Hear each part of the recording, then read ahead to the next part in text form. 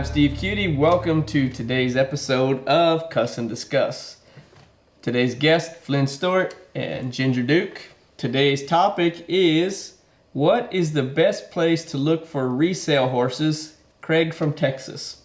So this will be right up your alley, Flynn, since you're always out on the prowl looking for stuff to flip. Well, yeah. So let's hear it. I would think the local sale barn is, or if they have a horse auction like the one in Bowie does, or and other places, and Cleburne has one, and I don't know where all. But hey, if you're just looking to flip one, that would be a pretty good place. I always got along good at the auctions. I bought a lot of horses at Shawnee back in the old days when it was the Shawnee Triangle sale, and I even bought horses in Fort Worth that flipped and made some money. But it's a tough deal down there. It's real tough. We're talking two different levels of flipping. Yes. Right? Yes. I mean, you're talking flipping sale barn horses for a few $100, maybe a few thousand, as opposed to, $100,000 horse that you're trying to. I mean, I think I look at it from the aspect of the best place for me. If I'm looking for something, I'm looking for a funeral, a divorce, or a wedding. And the third is sometimes a combination of the first two. Yeah. Right? And that's how you can usually find good deals on horses, because they need out, they need wedding money, somebody died and they just got to dump the stuff. To me, it's always seemed to me a little bit risky on buying them from the sale, because you're paying what they're worth right now, right? Some of them slip through the cracks. Maybe. Yeah, but as a general rule, right? I mean, you're paying market value, right? So you want to kind of understand, and I've always given you credit for it, Flynn, is that you've got one of the best memories as far as breedings and horses, and kind of knowing what you're looking for, and you find that group, and you've concentrated so much on the cutting horse aspect, and by knowing sires and dams and what's crosses are working, and who's been winning and who's not. I mean, you've got to stay up on it. You just don't roll into Fort Worth and be like, oh, that one's a pretty one in stall 12, and I want to go bid on him, right? I mean, that doesn't work. You got to go in with a game plan, and some of the best horses are in plain brown wrappers. Yes, sir. Yeah. And but you go to the sale barn at Bowie, and if he's a roan or a paint and got a long mane and tail, his confirmation means nothing, right? And if he rides, means nothing, right? Those people are going to spend a ton of money because he looks pretty. Yeah. And I get criticized a lot because a lot of my really good horses are just plain, but you saddle them up and they go win and can mark good scores, and they're just a plain old sorrow or a plain old bay with no bells and whistles on them at all. And so a lot of those will fall through the crack. But I think that you have to just be diligent and do that research and understand what your market is, right? And I don't know that you can be one of those guys that can play the reining market and the cutting market. Well, I never tried to. That's my point exactly, right? Because those are two different things, yes, right? Two different horses. Yeah, and the way they're made and the way they perform and how the breeding is. Those things they're not gonna cross over all that well. Now, a good horse is a good horse, and good conformation is good conformation. But sometimes that pretty is as pretty does. That's right. That means nothing. And I've seen some horses, especially some cutters, is that with jacked up legs and front ends and all the stuff, and they go win 100,000, and you see him in the barn, and you don't think that thing can even walk, right? But he can go out there and he's sound and he does his job. So again, right, you got to find what works for you, and again, understand that market, and the good time to sell is when. When you got a buyer. When you got a buyer, right? Because it doesn't always happen. That's right. I know we've had this conversation because Ginger's been in the deal with selling one of her horses, and you've got time in it, and it's there's a lot of money and emotional stuff invested into it, and it's hard to let those horses go, right? But sometimes Don't be crying. Don't make me cry. We're just trying to tell the story here. Right? You know, you've got to, you know, when somebody wants to write the check, you got to let them go and be confident that you can do it again. You can make another nice one. You can find that next one to flip. So what are you looking for? Because I know you're different than what we are. Because you do a lot of, well, in the beginning, though, you did a lot of Mustang stuff. Yes. And then you got into, because you were using a lot of those for your trick riding horses. Yes. Right? And then you made your own market because there's not a lot of people making those horses. Exactly. And then you had the good thing because the Mustangs were, I don't want to say free, but cheaper. Yeah. And then, you know, you made them worth the money. Where it wasn't like you were going to, you know, the fraternity sale and buying you a $50,000 trick riding prospect. Yeah. Right? You made those happen. So what are you looking for? Well, actually, pretty similar to you. I really wanted to get into reining. I just didn't have the money and to buy a nice colt, but I wanted to make my own colt in the reining. And I got wind that a gentleman had passed away, and he was in business with some other gentlemen. But according to the courts, they had to just take them to the sale, and what they got is what they got. And so I took my chances and went and sat through the whole sale till those horses hit, and all the really broke ones went for pretty high. And I was getting a little disappointed, and then this little colt came through, and 2-year-old with not, you know, maybe 4 rides on him, and he went for a price that I could afford, and I jumped on it. And now you try to buy him from me all the time. because he's a nice colt, right? But, you know, I bided my time for many years to find him.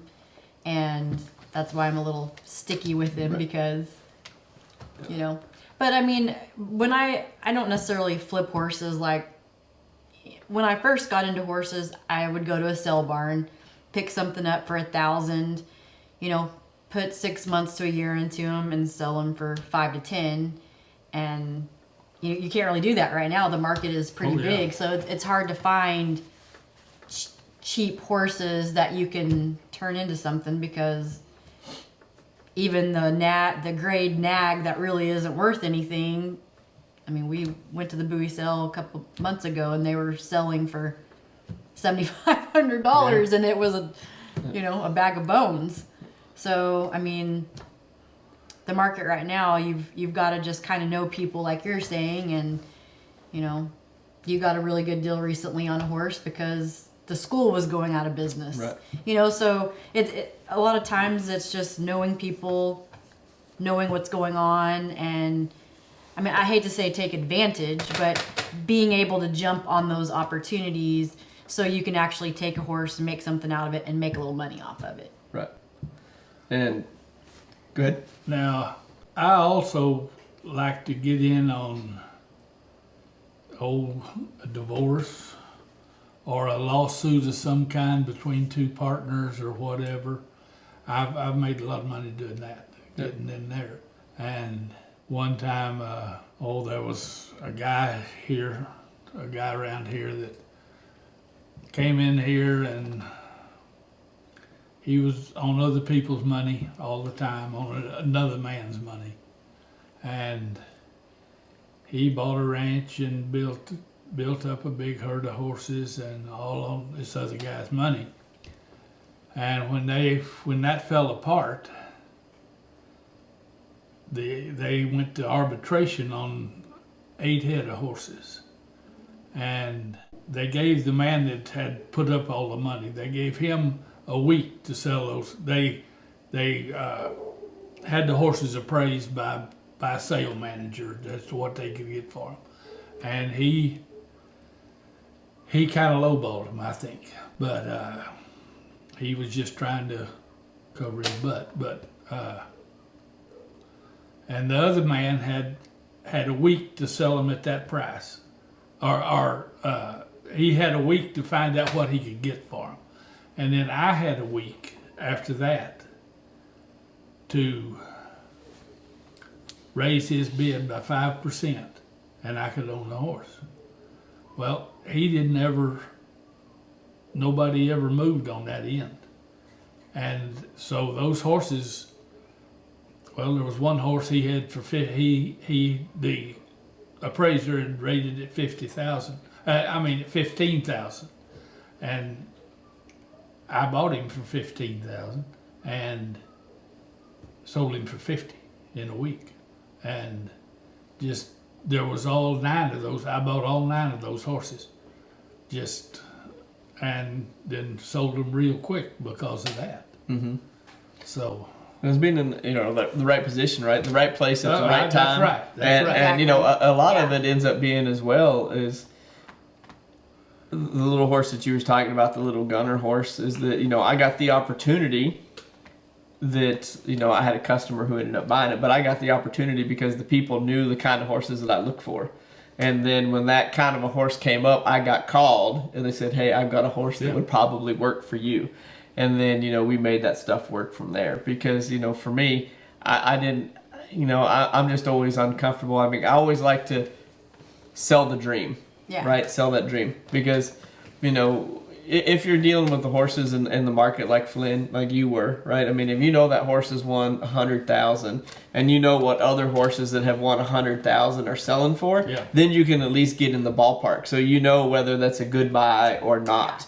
But if you don't know, and that horse that won 100,000, he may be worth 200,000 if you sell him, but you have to pay 200,000 for him. You're not making anything. That's right. Right? But if that same horse you can buy him for 50, then it's a steal of a deal. But again, it's by knowing the market. Yeah. And that's the same thing I am. Like, I don't want to play the sale barn game for me personally, because if my time is worth $1,000 an hour or $1,000 a month, right? If I buy the cheap $2,500 horse and I know that if I ride him for 6 months, I'm gonna sell him for X. Yeah. If you still value your time, 6 months on the 2,500, right? That's 6,000. So now you're at 8,500. So can you ride that horse and have him flipped in 6 months for $8,500 or more? And if you can't, it's still not a good deal. Yeah.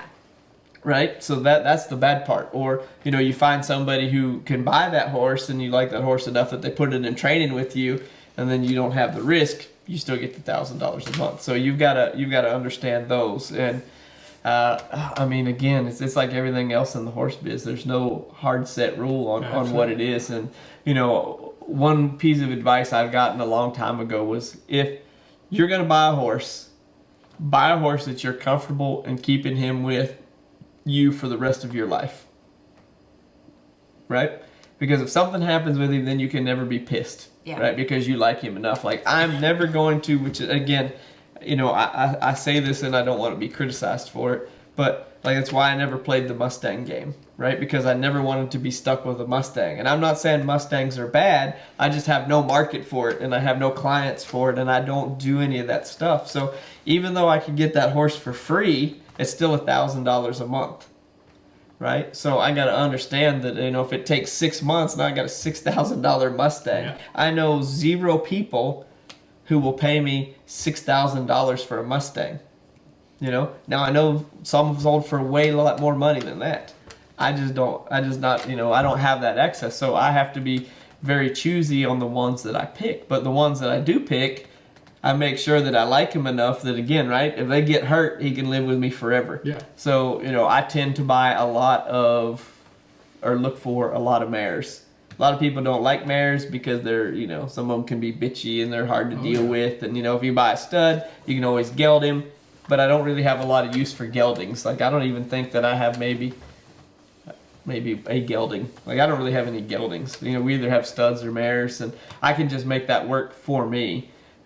So I'm just comfortable in the horses that we buy, and then you're borderline becoming a hoarder, because you find the nice ones that you like, that you got a really good deal on, and you don't want to sell them because you can't find another one that nice for that money. And I know you have no problem with it, Flynn. You let him go for $10. You made $10 profit. Yeah. $10 is $10, right? No, I probably wouldn't do that. So, but that's the way I think of it. So, anything else to add to that? I don't believe so. So, sale barn, sales, deaths, funerals, divorces. Yeah. right? That's where I look for mine. Yeah. And then just hope your friends call whenever they have a nice one that works that way. Yeah.